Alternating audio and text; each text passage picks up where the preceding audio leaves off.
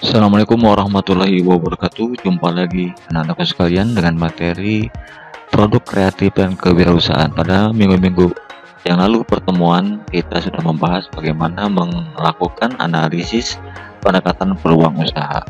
Nah, materi berikutnya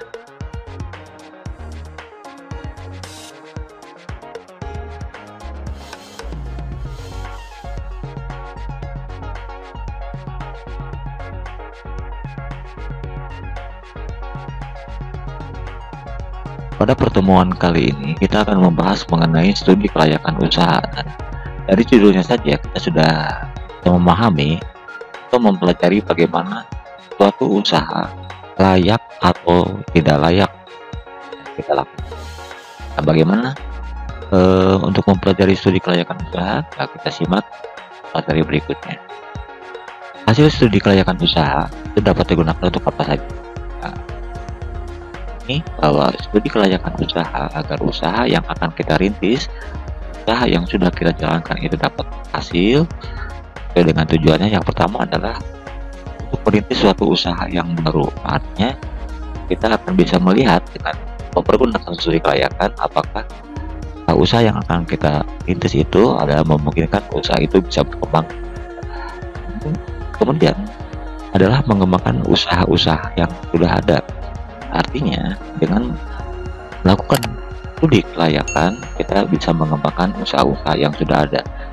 Dan yang ketiga adalah memilih jenis usaha atau investasi proyek yang paling menguntungkan. Oke, adalah 3 hal bagaimana studi kelayakan usaha itu dapat kita gunakan.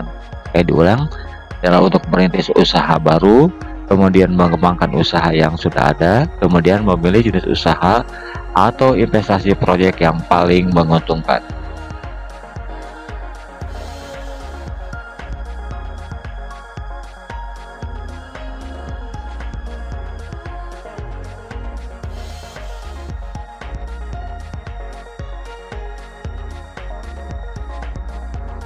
Oke, berikutnya adalah bagaimana usaha tersebut dapat diterapkan dengan mempergunakan studi kelayakan. Caranya adalah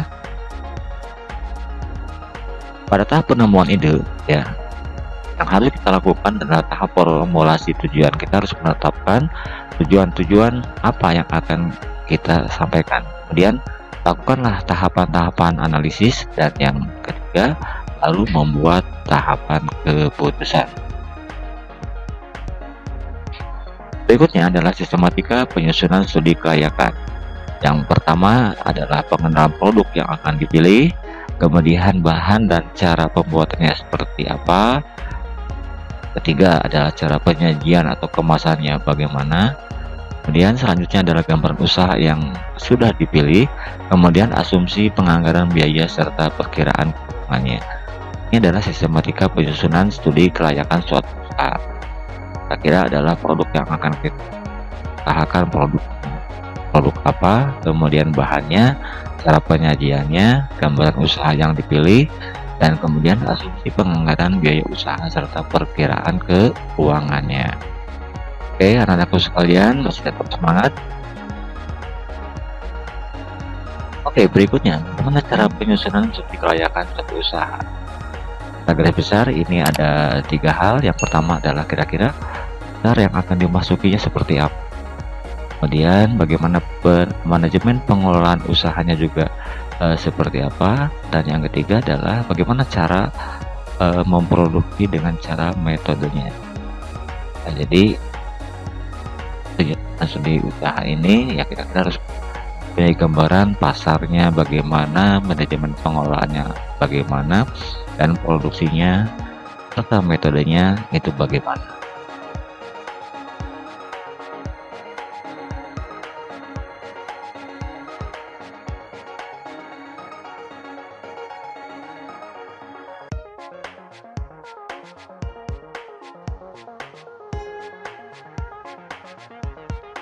Kemudian penyusunan studi usaha ya kita berbicara juga mengenai bagaimana cara pengelolaan keuangannya. Nah, Juga kita harus antisipasi juga atau bisa membaca bagaimana situasi dan kondisi ekonomi yang terjadi. Kondisi dan situasi ekonomi tidak hanya berbicara ke depan ya, kondisi saat ini, kondisi masa yang akan datang juga harus kita perhitungkan.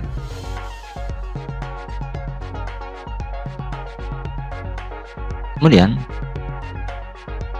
hal ini akan menjadi lebih penting ketika perkembangan teknologi di masyarakat ini berkembang dengan cepat. Ini akan merubah berbagai macam kebiasaan masyarakat. Contoh, kebiasaan masyarakat yang berubah, kemudian orang lebih menyukai sosial media daripada berkumpul dengan sekelilingnya. Kemudian yang ketiga adalah kebutuhan-kebutuhan rumah tangga bukan lagi prioritas, tapi gantikan dengan gaya hidup. Oke, anak-anakku sekalian, itu adalah bagaimana materi kita melakukan studi kelayakan suatu usaha.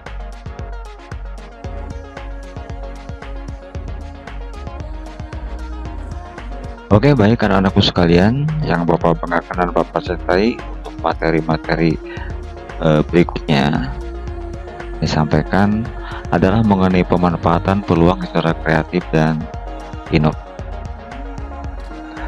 Nah, kira-kira menurut kalian kreativitas itu apa sih?